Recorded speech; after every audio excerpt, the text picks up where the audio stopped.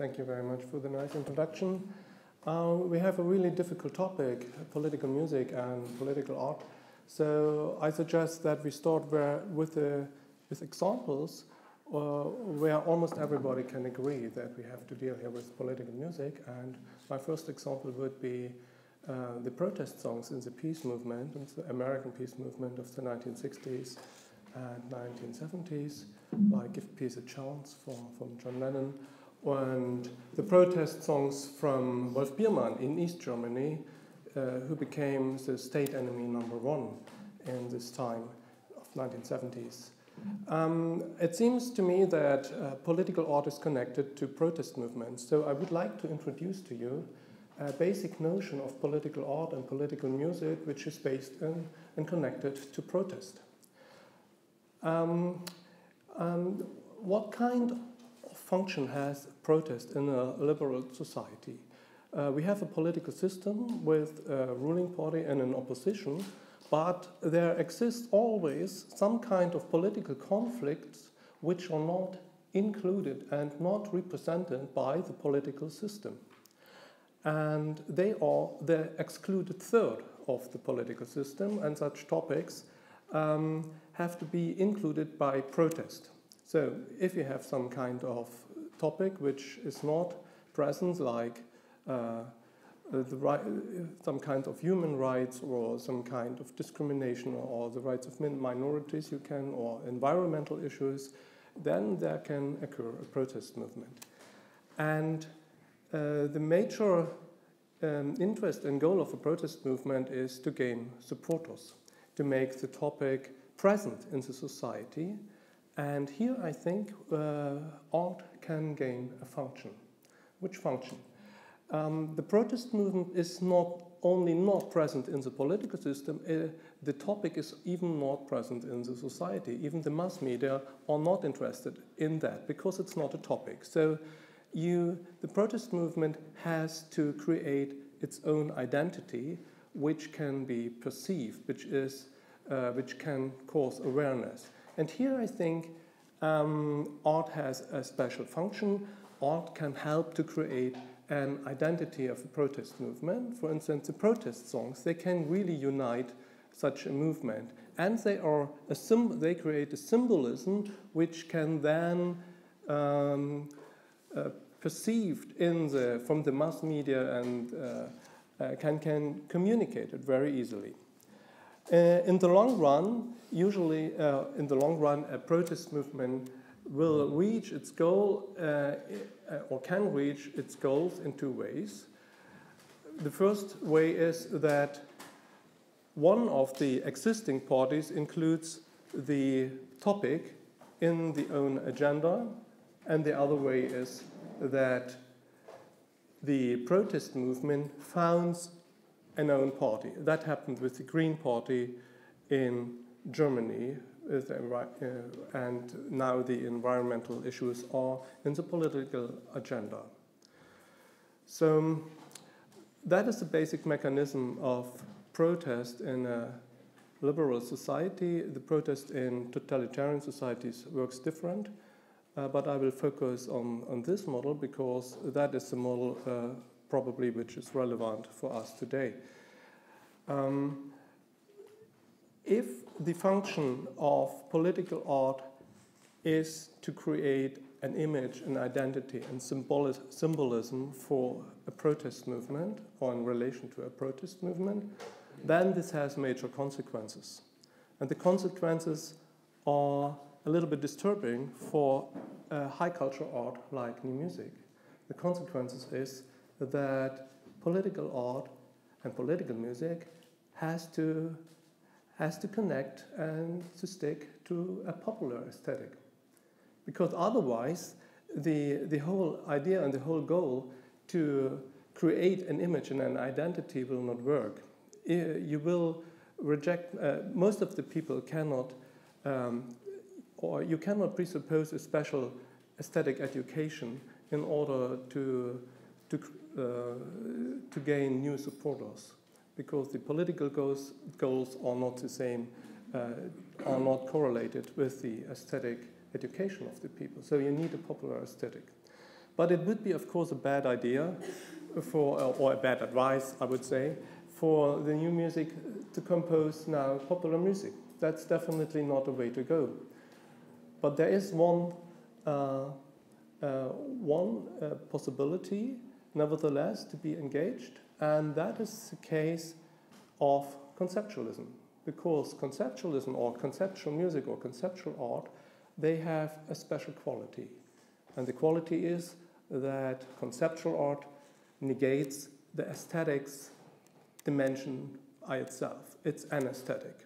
And if an artwork is anesthetic, it doesn't presuppose a special aesthetic, so you can very easily convince people, and you don't reject people because of taste issues.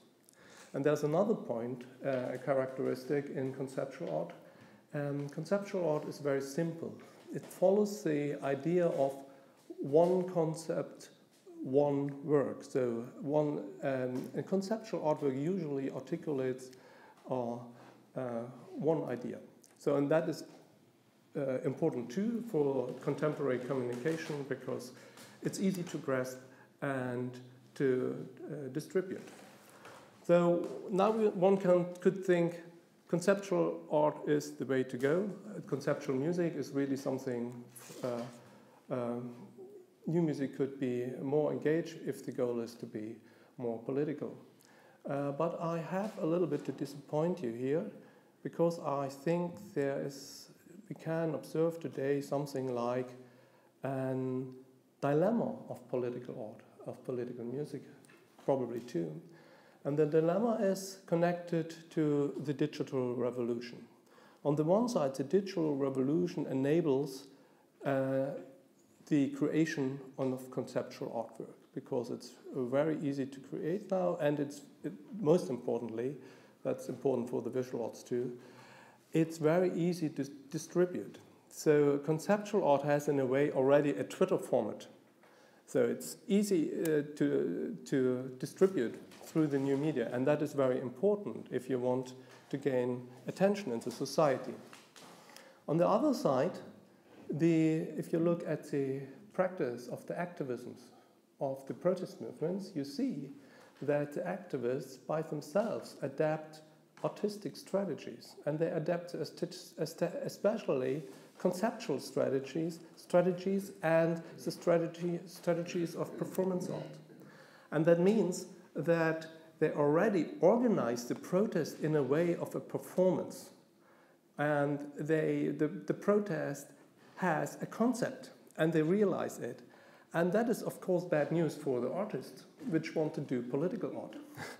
Because now the activists do it by themselves, and they do it much better because they're much closer to the event, to the political event. And it's extremely difficult to compete with, let's say, with a picture where Greenpeace attacks with a little boat the Japanese fleet, which is whale hunting. Or if there is a clash between the police and demonstrators, and you organize it in a way that you exactly know where the good pictures will occur. So in this way, the protest movements learn from the arts and develop and take over the artistic strategies. So the question is, of course, then, what is the space for political art in this case? And my last point is, I would like to speak in a more general sense about the position of conceptual art in high culture art or in new music. So first, political art does not necessarily, or conceptual art is not necessarily political art. It's a special case if you have a political concept behind that. And the second point is, I do not think that, or let's say, the costs are very high for new music or for other kinds of high cultural arts if they focus only on conceptual strategies. And that, I think that is an idea today in the art scenes. And if you look at the Viennese Biennale, there is a lot of political art going on. Almost everything was political art. And but the cost is that you really reject the aesthetical dimension. You break with all the history of your art form, and I don't think that will be very productive in the future. I think that the basic function of arts is not a political function, but it is much more a function which reflects the conditions of possibility, so die Bedingungen der Möglichkeit of politics. So art usually has much more the function to articulate the context in which political conflicts can occur than to be by itself political. And political art I would describe in a way that political art always takes side in a political conflict. Otherwise, it is useless to talk about political art. And in this way, for instance, the great novel from Michel Houellebecq, Submission, is not political art, because nobody, even not the French conservatives, cannot instrumentalize this book. It's not instrumentalizable. So it's not political art, and in my term, it's Gehalt-aesthetic. And Gehalt-aesthetic, it's exactly this way and this kind of attitude which articulates a topic which is relevant in the society. It can articulate political topics, but it doesn't take sides so clearly. It more reflects the condition and the context of the political conflict. It provokes a new self-description of the society. Okay, and some words to the terminus Gehalt-aesthetic, which it's a theoretical terminus. I introduced it as, in a way, as an alternative paradigm, which I think we can observe today. I think new music followed in the 20th century the paradigm of material progress. So newness was defined by the exploration of the new aesthetical material, of new aesthetic dimensions, of new sounds, of new compositional techniques, and so on. This material progress exhausted, and the most radical statement against this paradigm of material progress or material aesthetic is conceptual music, which is anesthetic. And the alternative is to define newness, so the basic idea of new music, by a new Gehalt, a new topic, and a new theme. And that can be political themes, political topics too, but you do not reject, like in the conceptual music, the aesthetic dimension. You use all your tools and all the richness of your history in order to shape and to articulate your topic. Thank you.